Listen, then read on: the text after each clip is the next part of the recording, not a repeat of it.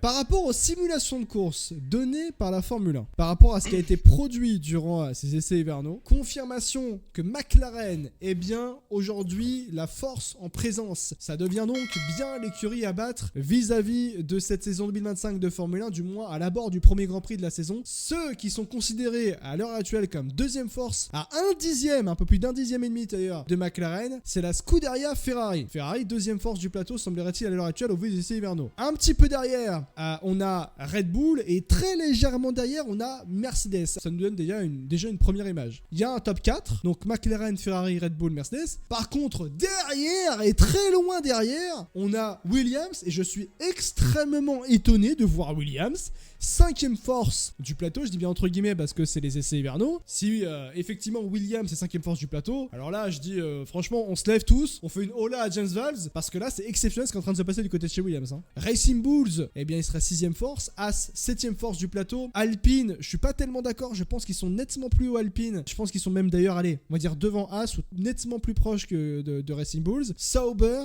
et puis Aston Martin. C'est hyper intéressant d'avoir cette visualisation, c'est pas gage de vérité, ce sont des indications vis-à-vis justement des simulations de course qui ont été réalisées durant les essais hivernaux sur l'ensemble des 3 jours. Maintenant, ça ne veut pas dire que ça sera gage de vérité et qu'à Melbourne ce sera ça.